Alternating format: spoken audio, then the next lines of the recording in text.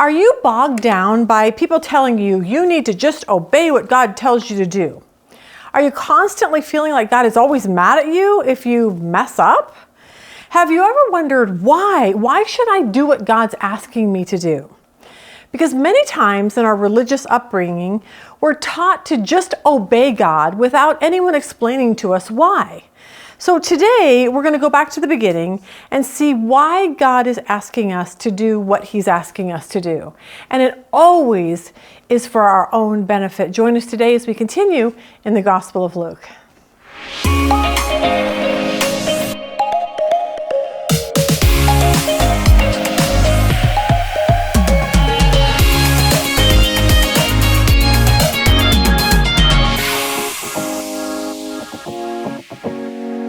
Okay, so this week what happened, my husband's birthday was last week, but I forgot because I just don't think about things like that. So this is when you're thankful that you have a church that sends out like, happy birthday. Well, somehow I got his email. Happy birthday, Rob. I'm like, oh no. So I had to call him in the morning and say, hi, sweetie, happy birthday. I've been waiting for this exact moment to tell you all day, even though I completely forgot.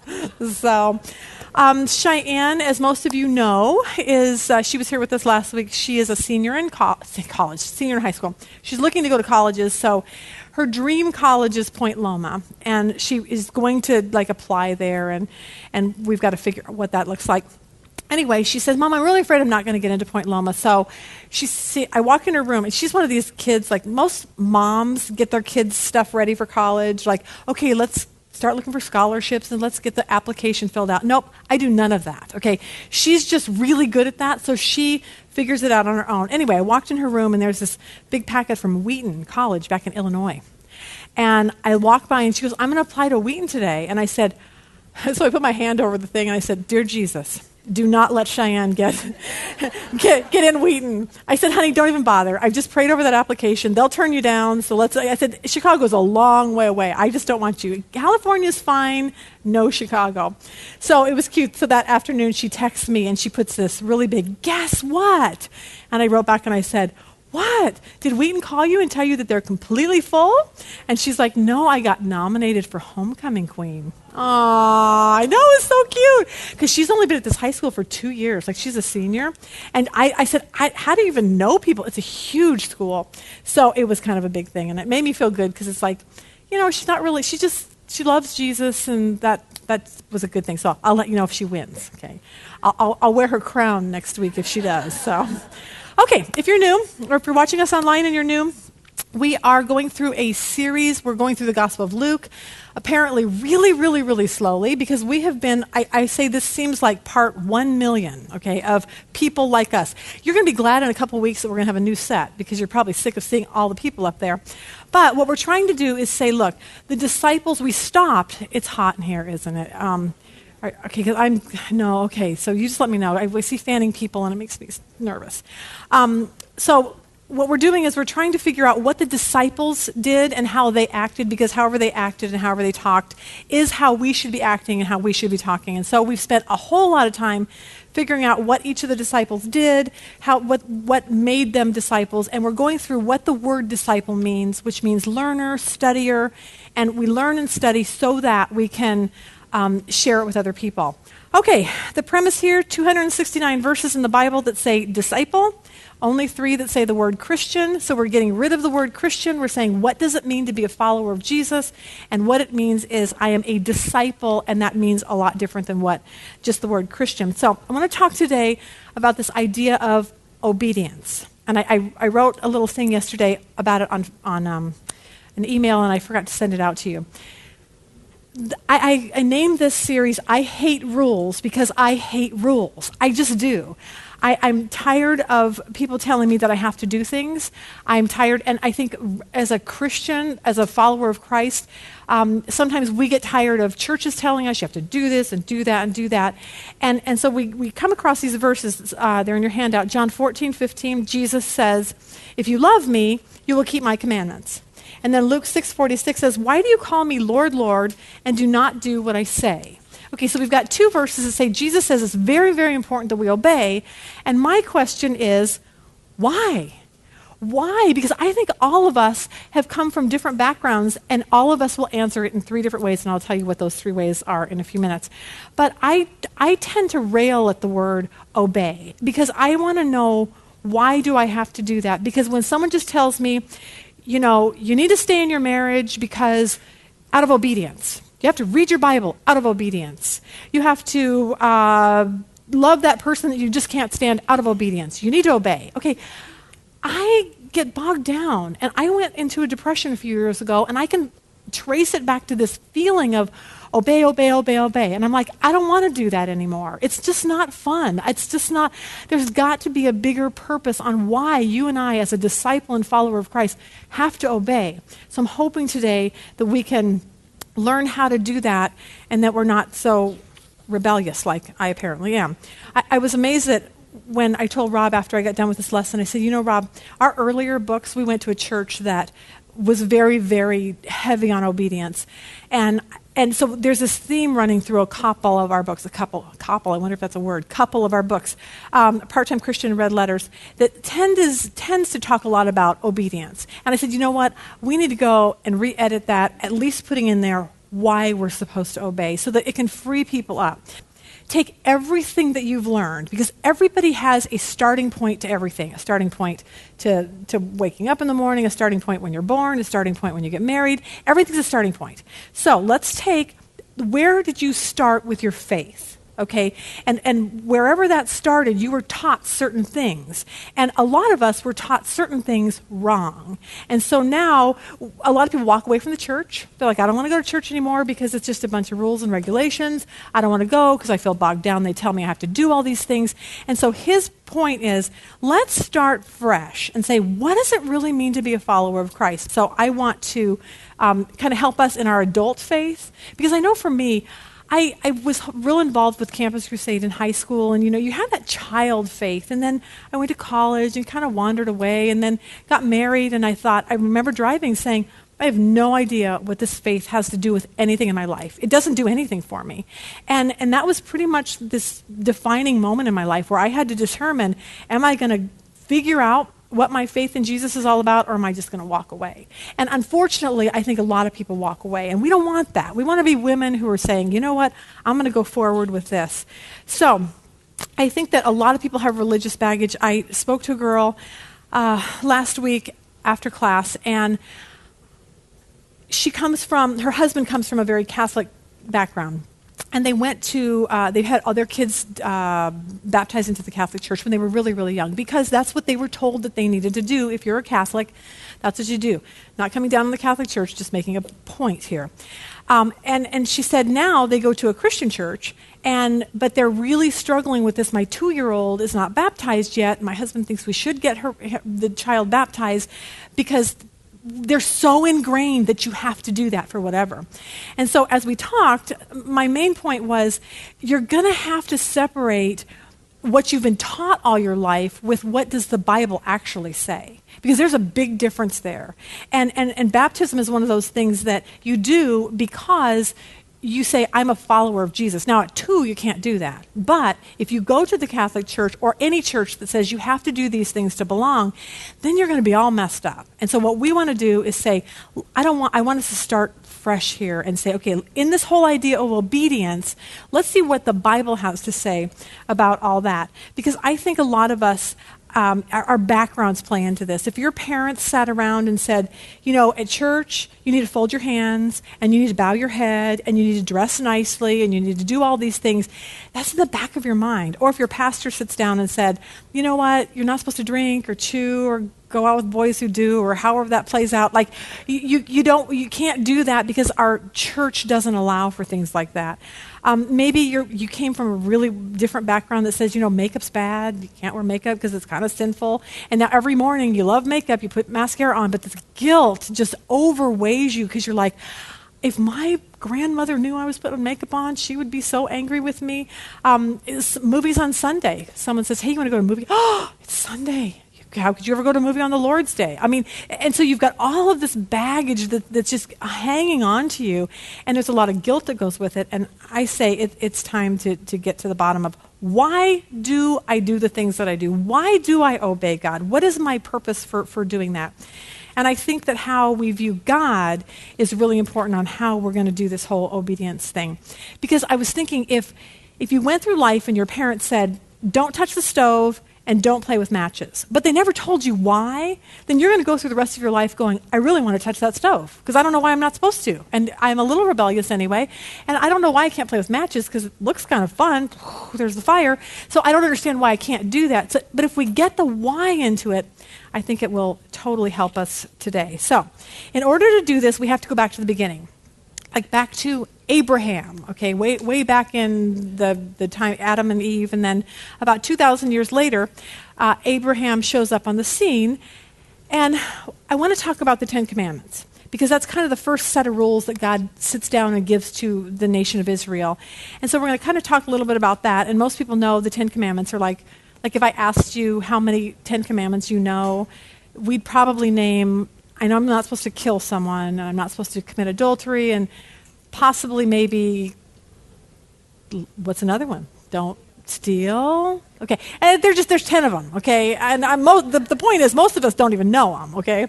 We just know it's something that we're not supposed to do, okay? But I think that what I'm realizing about the disciples is that whenever Jesus told them to do something, they just did it. Like, they didn't even question him. Because, and I wonder, why was that? Why did they say, Jesus would say, hey, go do this. Go get in the boat and go across the Sea of Galilee. They didn't say, well why? Why are you telling me I have to do that? They just did it. Okay, so there was some kind of a relationship that they had that we're missing. So let's go all the way back to Abraham, and we're going to do a quick little history. Abraham comes on the scene about 2,000 years after Adam and Eve, about 1,400 years before Jesus. And here is Abraham. He's living in modern-day Iraq, is where he was at that particular time. Genesis 12 in your handout. This is the first verse we're going to be doing. Now the Lord said to Abram, go forth from your country and from your relatives and from your father's house to the land which I will show you, and I will make you a great nation, and I will bless you and make your name great, and so you shall be a blessing, and I will bless those who bless you, and the one who curses you I will curse, and in you all the families of the earth will be blessed. Okay, so we're starting off with Abraham. Now, I read this little funny thing, and it was a dialogue, and I didn't know how to do it because I couldn't distinguish God's voice from Abraham's voice. So I made something. My daughter laughed at me when she saw it. I am the most non-creative person you've ever met. Okay, so here's hand puppets. I actually asked my daughter-in-law yesterday, where do I find a puppet? She said, I have no idea. So I made these. This is God, okay?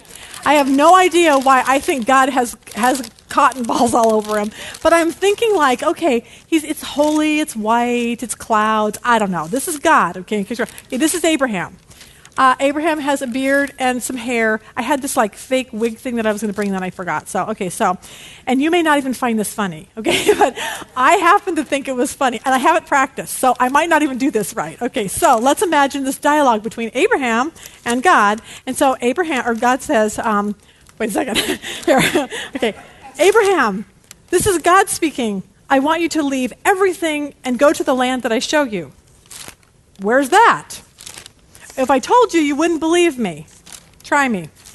Well, it's about 1,500 miles from here, and it's a place called Canaan. Never heard of it. Hang on. Got to change the page.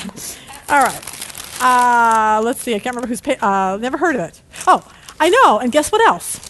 What? I'm going to make you a father of a great nation. Well, that's impossible because I don't have any kids. Yeah, I know, but just don't worry about it.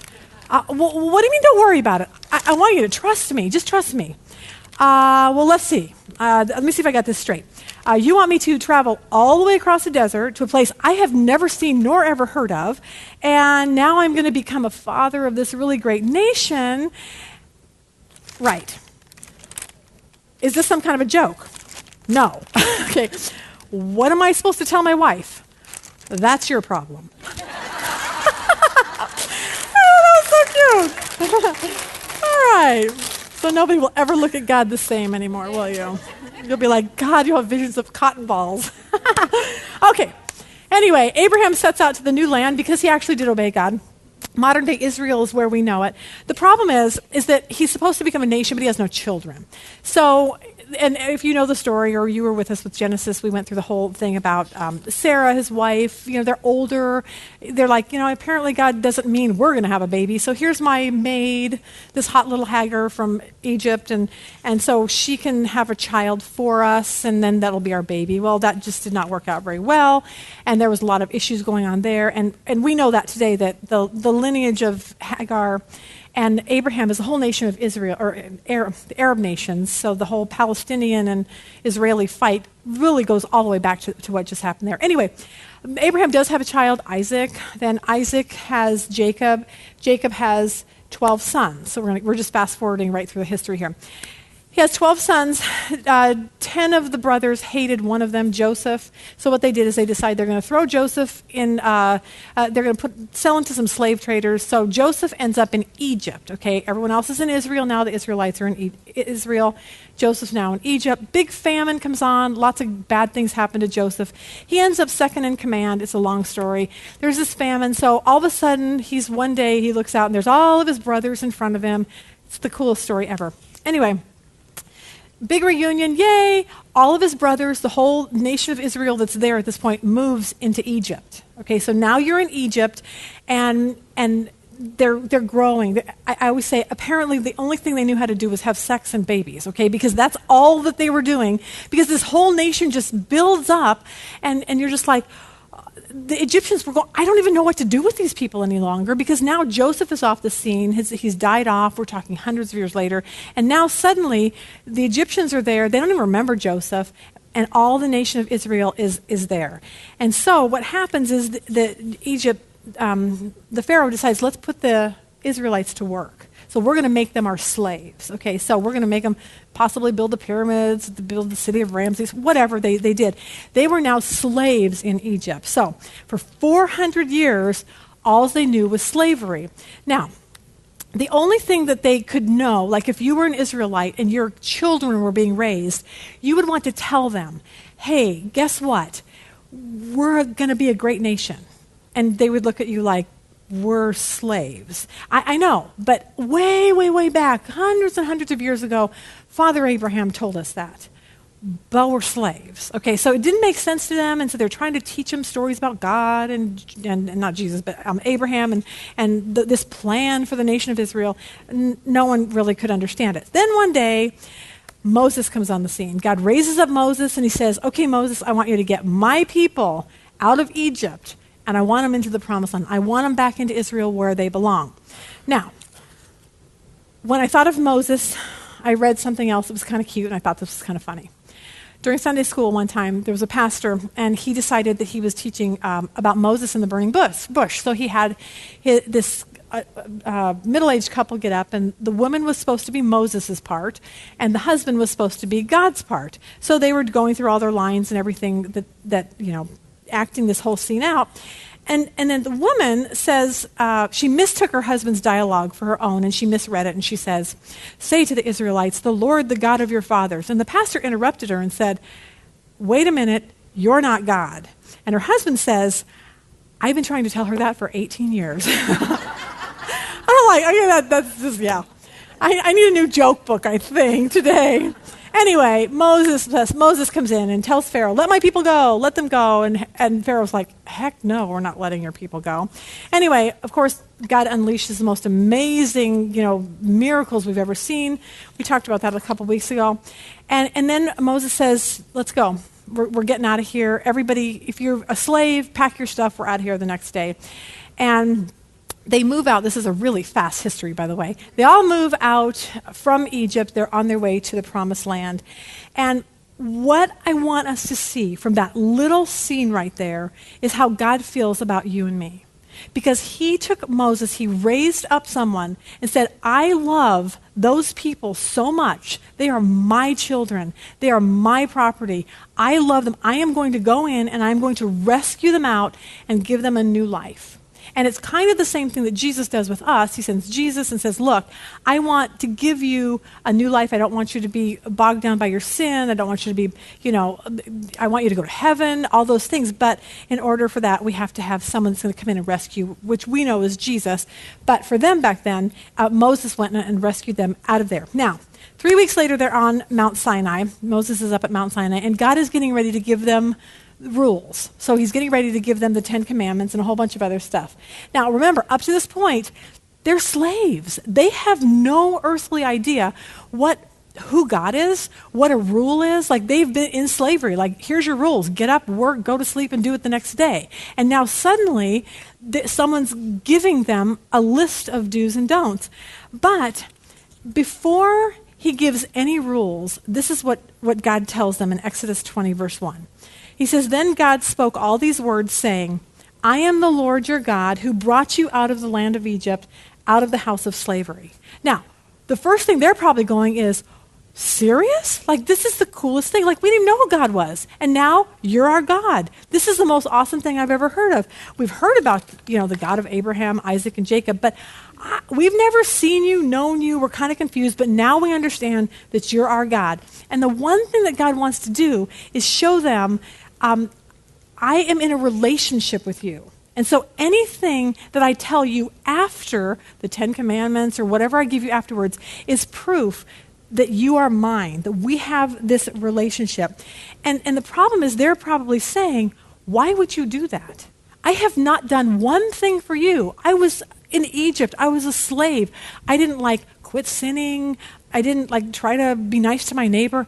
I don't even know what this all means. And God comes in and says, you are my people, and I love you. And that's the starting point of why people would ever even obey, because of this relationship that we have with God. Now, the second thing he says to them in verse 3, he says, you shall have no other gods before me. Now think about that. If someone came to you, got you out of slavery, and said, now, all I'm asking is don't have any more gods, you would be like, I get it. Why would I ever want another God? Like, you're awesome. You brought us out of Egypt. You're giving us a new land. Our kids have a future. Woohoo! You're my God forever. Okay, that's how it is in their relationship. And for them, you can hear them just kind of saying, I don't have a problem with that. I want you to be my God, and I'm not going to put any idols in front of you. And this is the key, that God did all of this for the nation of Israel before they ever did anything for him. And that's what he does for us. He never said, nation of Israel, I want you to quit sinning. I want you to quit sinning, and I want you to be nice to your neighbor, and I want you to stop smoking. And when you do that, you know what? You can be part of our family here. He never says that. And the thing is that they didn't even know what it meant to follow God, and yet God went in and rescued them before they even knew anything about him. And it's just a reminder to us how awesome that if you were a follower of Jesus, that's exactly what he did to us. He drew us to himself. He opened our eyes. He said, I want to rescue you because I want you to be my family. Now, the thing is that whenever there is a relationship, there's usually rules. And rules always, or a relationship precedes any rules that go on. So let's say you go to work, and they're saying when you come to work, you have to wear certain clothes, okay? You have a relationship with your work, and then they tell you what to do. If I have children, okay, I have a relationship with them, and then I'm going to give them the bylaws of the house, when their curfew is, what they can and can't do, because we have a relationship. And I think the problem is that we have a difficult time obeying God because we forget that we have a relationship with him. You may think that obeying God comes under this. It's not in your handout. I should have put it in. I'm sorry. So you have to remember this or write it down. He calls it the club model. If you are involved in a club, what happens is they give you a list of rules and regulations. If I want to join Rio Vista, which I did, I have to sign a paper, pay my dues. They give me a list of what I can and can't do. We know I can't wear flip-flops on the walking track. I got that. You can't wear your bathing suit in here. I mean, you do need to cover up. So there's certain rules. Now, if you view God that way, then you're obeying because you're under the club model. Okay, you think you have to do that because that's what you're told. Okay, the second one is called the Homeowners Association model. Okay, and he said what that looks like is you buy a house they hand you a thing. You're now a part of the homeowners. And you're like, okay, whatever. You never read the homeowner's manual. How many of us have ever done that? Nobody, okay? And suddenly, your weeds grow to 3 inches in your front yard. And now, like, the National Guard is coming in, and they're going to, like, burn down your house or something because you didn't obey the homeowners association. And now you're kind of going, but I didn't even know about that rule. Like, I put my garbage can out on Monday. Nope, Tuesday. If you don't put it out on Tuesday and put it in Tuesday by 6 o'clock, we're fining you, okay? And a lot of people view God in that same manner. Now, there's those two, and then there's the real model. And this is the model that we need to go under, because a lot of people view obedience under those two models. And the one that God says is this idea of a family model. He says, look, we're a family, okay? We do things because we're a family, not so that I'm going to come down and be mad at you and beat you up and do all these kind of things. We are a family. And because of that, like Shy and Dusty, we tell them to do things because they're our kids. We love them. We're a part of something. And I think the problem is that if you are raised in a place where you kind of think of like this homeowners association model, you always walk through life saying, God is just mad at me. If I make one little step, if I let my weed grow one too much, if I gossip one too many times, if I am angry at my husband one more time, God's just going to whack me over the head and fine me, and because he hates me that much. I mean, you will live in this exhaustion of a Christian life. And you know what? I'd walk away. I wouldn't want to live like that. I don't. And I think in my mind, I think out of all these three, I felt so free when I was done with this because I think I always thought that with this homeowners association. I don't know why. No one ever taught me that, but I think somehow I always felt like God was mad at me. And then, but if you believe in the club model, then you're gonna.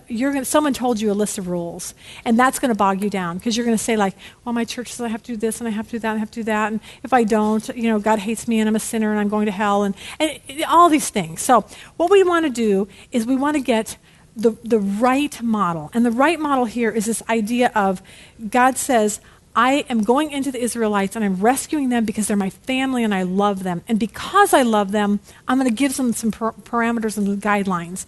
Not because I hate them, but because I love them. I'm not a homeowner. I'm not a club. I am a family. I am their father. And I want them to understand that I am in a relationship with them. And because of that, this is what just happens in our family. Now, God does not heap a bunch of rules on us because he wants to make us miserable. I would tell Cheyenne and Dusty when they first started school, every morning they would walk out the door, I would say to them, and you can just picture them rolling their eyes because they did every time I said this, I'd say, don't forget today, you are a Christian and you are a leisure. Okay, those are the two things I want you to remember.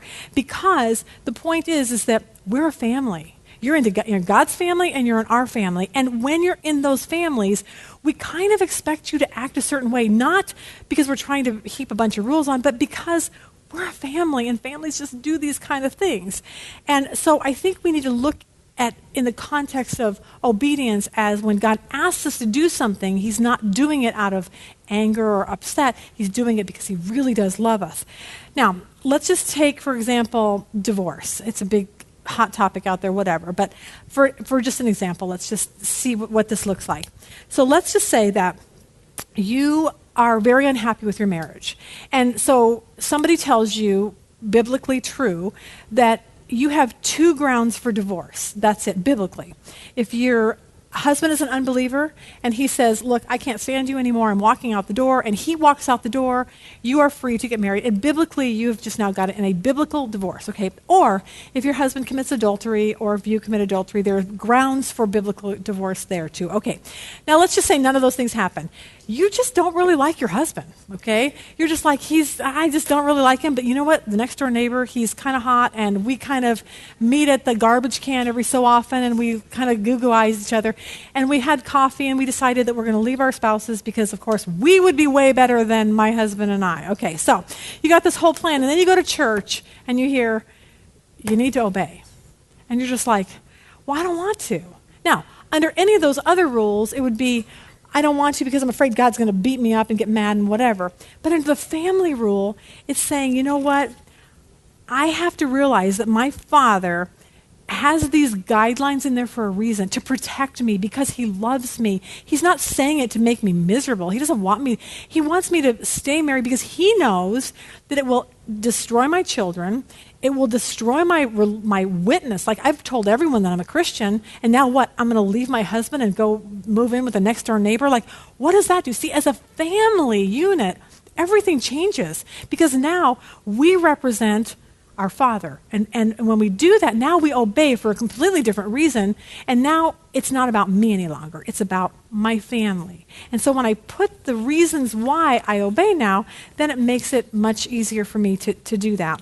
Because I'll tell you what, if I didn't know this, then I tended to find myself just saying, I don't want to obey anymore. I'm tired of rules. But now that I understand I'm part of a family, I'm part of something much, much bigger than just me, then I feel like obedience is just so much simpler because now I know the why behind it. Because God does not set rules up to make our lives miserable. We tell our kids, don't go get drunk, don't get behind a wheel, because if you do, I'm not going to be waking you up in the morning, in your nice, comfy, cozy bed. I'm going to be visiting you in a prison cell, okay? So we tell you not to do these things not because we hate you, but because we really have your best interest at heart.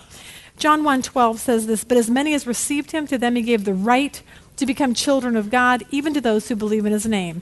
So my hope today is that when we hear this word obey and we have received Jesus into our life, then we say, okay, I'm a child of God. I'm part of a family. I'm part of a system. So now I obey because I really, really love God and I want to be a part of his family.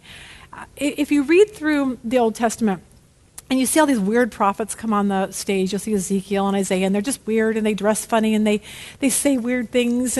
But it's God's proof to us of how much he loves us. Because he says to the nation of Israel, you're my children. Well, they went wayward. They would go in and out. I love God. I hate God. I want to do my own thing. I want to worship idols. I want to bow down to a calf. Okay, stupid stuff. But he would always bring these prophets on the scene to beg the Israelites, please come back. Come back to me. I love you that much. He wanted them because they were part of his family. And that's the God that we serve. Someone says, I love you. You're part of my family. And if we can remember that when it's time to obey, I think it probably will help us. Now, I want to, hopefully this will give you a little bit of comfort because I got off on this whole family thing. And I started thinking that a family also is a place where you can mess up. Okay, and still God will still love you. And that's really hard because I think for me in the homeowners thing, I always feel like if I mess up, God hates me. And I was just talking to someone the other day. He said, what do you do when you sin? And I said, you know what, I don't spend much time on it. I say, God, that was stupid. Help me not to do that. Sorry. And I move on. Because if I want to dwell on it, Satan will do nothing but make my life more miserable if I just constantly are dwelling. I'm just the worst person. God has to hate me. I'm never can live up to this Christian life. Forget it. God, I'm sorry. Change me. I don't want to be that way anymore. And move on. Okay, it's really that simple. Because we're never going to stop sinning. Hopefully, we're going to sin less and less and less and less, but we're never going to stop, okay? I was just reading in Galatians the other day, and I was shocked at this, and I don't know why I was. I see this scene where Paul is talking to Peter, okay? Now, it's probably been 20 years since Jesus has been gone, okay? And they're all sharing the gospel. But Peter's doing something really stupid. And he's being really hypocritical, and Paul's angry with him, and he's like, what? And I was reading that, and I'm thinking, Peter, our walk on water Peter, I denied Jesus, but now I serve him all my life Peter, okay? He's 20 years into this thing, and he's still doing stupid stuff, okay? So we got to get this. We're going to mess up, okay? But what do we do with it afterwards is what we have to talk about. But I was thinking about this with, most of you know Micah, if you have been here. He's my son. He's 20-some years old, suffered from really serious depression. And we interviewed him one time on depression and suicide. And the problem with Micah growing up was that I always trusted him. Like, I always believed. When Micah told me something, I just absolutely believed him, that because I always trusted my kids. They would never lie to me, okay? So he was kind of our wayward child. And Rob finally looked at me one day and he said, you know he's lying to you. And I said, he would never lie to me, okay? But I knew he went someplace that day that he wasn't supposed to because someone called me and told me. So I thought, I'm going to prove this to everyone. Hey, Micah. So I started getting in this conversation with him, He lied bold-faced to me. I was so shocked. I was like, what? I could hurt my feelings, and it was like, but I'll tell you what I didn't do. I didn't say, get out. You're not part of our family anymore. You're done. Out of here. We never said that because they're my family, and families don't do that. They say, you know what? I'm going to work with you to get you better. I'm not going to just kick you out. Just an FYI for those of you that have teenage children or grandchildren, I'm going to give you a little advice. We are on our 7th 15-year-old, okay? We're still alive, and we've made it, okay? We can't wait till, we're past this stage. But here's a little advice. They are going to say things, and they are going to do things, and they are going to smoke things, and they are going to drink things, and they are going to watch things that you do not want them to. You are not going to approve, okay? But you can't kick them out of your family because they do. It's part of life, and God is going to teach them through that. It's our job as parents to come alongside of them and say, these are the reasons why we don't want you to drink, smoke, watch, blah, blah, blah, because it's going to harm you in your future. So we got to realize that. Expect it. Don't be like, oh, they just broke my heart. They're going to break your heart. Just plan on it, because that's what kids do. I love it. My kids are like, oh, I can't wait to have a baby. I'm like, oh my gosh. Just wait, okay? Because your heart will be broken the rest of your life, and then it's the grandkids, and then they do stupid stuff, and you're just like, I just want to go to heaven, okay? But anyway, when we teach our kids, but the one thing that we do teach the kids, which I think God also teaches us, which He taught the Israelites, is that there are consequences to our actions. And we got to remember that if you go to a party and you get drunk and you get in an accident and you kill someone, you're still in the family, but you're going to be living somewhere else, in a 9-by-9 cell, okay? Those are just consequences to stupid things. Doesn't mean you're not a part of our family. Cheyenne is 18. Thankfully, she turned 18. When she was 16 to 18, to a month before she turned 18, she has a trait that I think all leisure people have, which means we like to speed. We're always in a hurry. We got to get there faster, and we get a lot of tickets, okay? She was one ticket away from getting her license suspended. At 18, she would have a clean slate, so we're just working for her to get to 18, okay? Because we knew if her license is suspended, it ruins my life, okay? Because now I have to drive her to work and drive her to school, and I'm like, I just don't want to do that. So what we did was we were in Flagstaff, and she calls me absolutely hysterical. Mom, a policeman just pulled me over, and I think she's dying. It's like, I speeding ticket, and she's crying and sobbing. She goes, he's so mean. I told him that my license would be suspended, and he told me that I would deserve to have that happen to me. Okay, he wasn't very nice. Anyway, he lets her off. And so we were very, very thankful for that. 2 days later, on her way home, she gets stopped again. Okay. So it calls same sob story. She's crying. She's carrying on. And anyway, thankfully, He also gave her grace. So thank you, Jesus, for that. But we try to tell her, you are in a relationship with the state of Arizona, okay? They have rules, and the rules are, do not go over the speed limit, and if you do, there's going to be a consequence. So understand that when you have a relationship with somebody, there's going to be rules, not because the state of Arizona hates you. They really would like you to stay alive, along with all the people that are driving next to you. And the last thing I wanted to talk about real quick is how families, being a part of this family of God, we're supposed to help each other out. There is nothing that frustrates me more in this church, the church, big church, not little church where we go to church, but that we just don't tend to care for those that are in our family. We just don't. I'm the worst at it. So I'll be totally honest with that. It's like, oh, so-and-so's sick. Would you like to go take them a meal? No. Okay? I don't cook, so no. So-and-so's sick. Do you want to go visit them? No, I don't even know. What would I say to him? I'll send Chris. Chris knows how to talk to people, okay? So I'm like the worst at this, and I get that. So I'm talking to myself as I'm talking to everyone else. But what I realized is when Micah went through his depression, we took him to see, we found what we thought was a good doctor. He was so, like I told you, we didn't think he was going to live. There was 2 times that I walked in and said, he's going to kill himself tonight. I just know it. We found a doctor for him. They diagnosed him with double depression. They put him on all this medication, which did nothing but make it worse. Like he was a mess, an absolute mess. And so anyway, we decided because we're his family, we have to help him.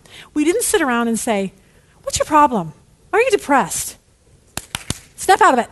That's ridiculous that you would act like that. You have everything in this world to be happy about. Okay, he's depressed. I cannot make this better for him. So I think we do that sometimes with other Christians. Stop sinning. Stop gossiping. Stop talking like that. Stop cussing. Stop doing. Okay, could we just be a little more gracious to people? That might be a really good idea. But what we did is we found this place for Micah to go to, and it was kind of an outpatient thing. It was so expensive. Unbelievably expensive. We had no money. And I remember walking the mall, just crying, just going, God, I don't know how we have to help him. He's our family. We have to help him. And God, we took a little from here and a little from here and maxed out this credit card, did whatever we could because he's our family. And that's what God does with us. We have this thing in our head that says, I have a porn problem, I have a gossip problem, I'm addicted, I have an eating disorder, I eat too much, I eat too little, I throw up because I can't stand to gain weight. Whatever your issue is, okay? Whatever it is, we think God is mad at us. But what if, honestly, what if we just started looking at things differently and saying, you know what? I have all those problems. I really do. But I'm in a family. And my God loves me so much that he says, when you come to me, I'm going to put my spirit within you. And that's going to give you the ability now to get over your addiction, to quit watching porn, to stop eating if you need to, whatever. I'm not mad at you.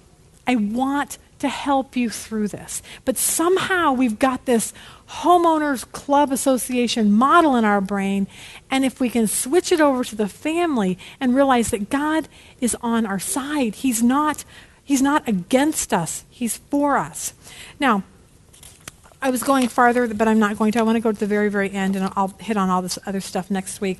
But where we're going to go next week is that we're going to talk about when Jesus told the disciples to obey, and they did, sometimes they found themselves in a really bad situation. Like he says, go cross the Sea of Galilee. Monster mother of a storm comes up, okay? They're stuck out there. They're fearful. They're frightened. So sometimes we're going to talk about when God tells us to do something and we do it, it might be harder than if we hadn't have done it. So that's where we're going to go next week. But I want to end today, and it's at the very, very last page of your thing. I wrote mine differently than yours. Oh, no, I didn't. Here it is.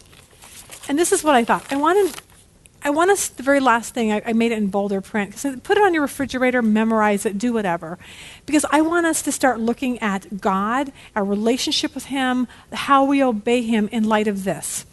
I am in a family, a really awesome family, safe and secure. And because I'm in this awesome family, I want to do everything I can to represent my Father well. Not to make Him love me, but in response to Him loving me first. And if we could just live like that, do you know how much freedom that we would have? And then people would go, you know what? I want to be a follower of Jesus. Because you know what? You have the most freest life. And yeah, you screw up. And yeah, you say stupid things and you gossip. And you know, you apologize to me. And it's an ongoing thing. But I get that. But you're free. You're not bogged down by all these rules and regulations. And so that was my whole heart today, because I know how much that helped me change my life. So, all right, I hope that helped today. I just don't want anyone to feel bogged down by religion. I want you to be free of that. And I want you to understand that obeying God is all about doing what He's asking, because He always knows what's best for us. So hope that helped today. Have a really good week.